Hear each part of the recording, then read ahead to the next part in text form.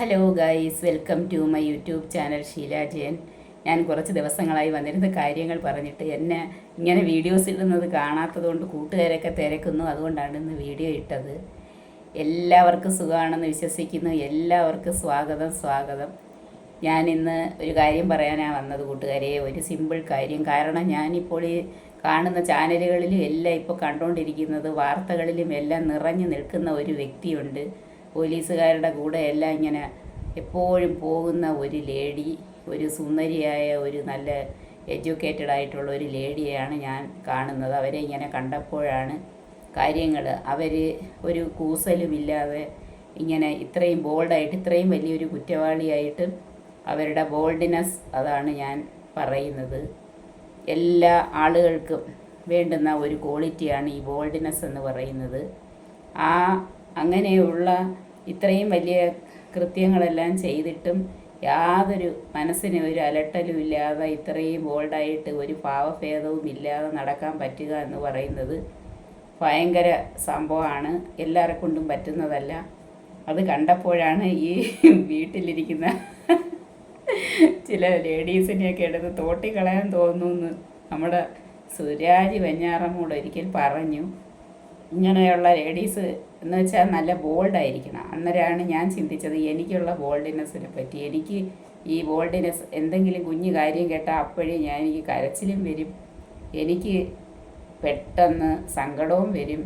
ഒരു കുഞ്ഞു കാര്യം കിട്ടിയാൽ ഒരാഴ്ചത്തേന് പിന്നെ അതും കൊണ്ടിരിക്കും. ഇതൊക്കെയാണ് നമ്മുടെ സ്വഭാവം. അപ്പോൾ അത് വെച്ച് നോക്കുമ്പം ഒരു ആളുകളുടെയും ബോൾഡ്നെസ് എന്തുമാത്രം ഉണ്ടെന്ന് നമ്മൾ മനസ്സിലാക്കണം. എല്ലാവരും ഈ ഒരു ക്വാളിറ്റി നല്ലതുപോലെ നേടിയെടുക്കണം. ഈ ബോൾഡ്നെസ് എന്നുള്ളത് എന്ത് വന്നാലും ഞാൻ ധൈര്യമായിട്ട് ഏത് പ്രതിസന്ധി ഘട്ടത്തെയും വെല്ലുവിളിച്ച് മുന്നോട്ട് പോവും എന്ന് നമ്മൾ ജീവിച്ച് തെളിയിക്കണം.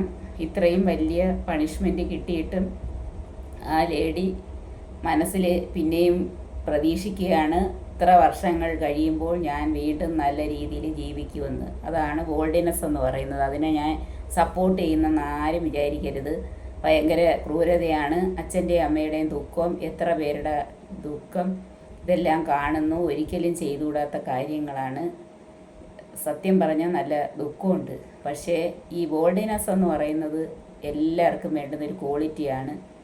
അത് മാത്രം പറയാനാണ് ഈ വീഡിയോ ഇട്ടത് കൂട്ടുകാരെ. നമ്മളെല്ലാവരും എന്ത് വന്നാലും സഹിച്ച് തരണം ചെയ്ത് പ്രതിസന്ധികളെല്ലാം അതിജീവിച്ച് മുന്നോട്ട് പോകണം. എങ്കിലേ നമ്മൾക്ക് ജീവിക്കാൻ പറ്റൂ.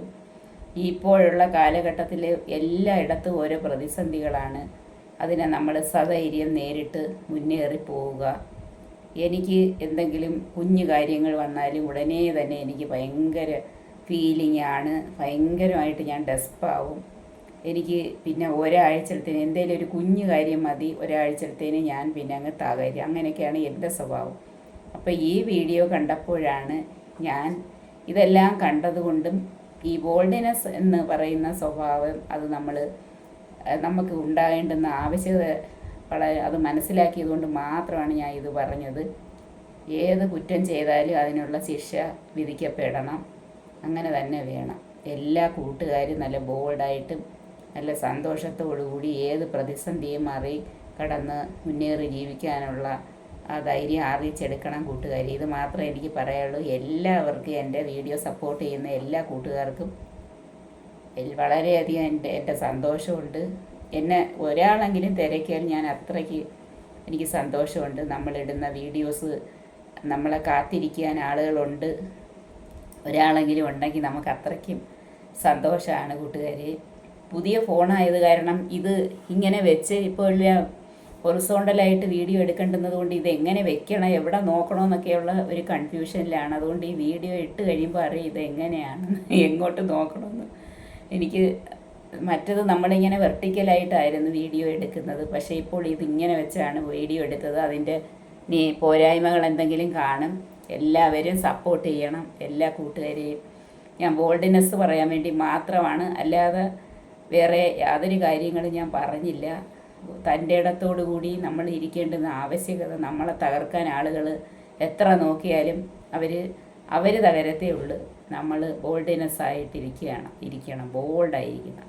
കേട്ടാ കൂട്ടുകാരി, ഇത് മാത്രമേ ഉള്ളൂ എനിക്ക് പറയാൻ. എല്ലാവർക്കും ഗുഡ് നൈറ്റ് പറയുന്നുണ്ടെങ്കിലും ചിലപ്പോൾ ഞാൻ ലൈവ് വരും. അപ്പോഴും എല്ലാ കൂട്ടുകാരും സപ്പോർട്ട് ചെയ്യും.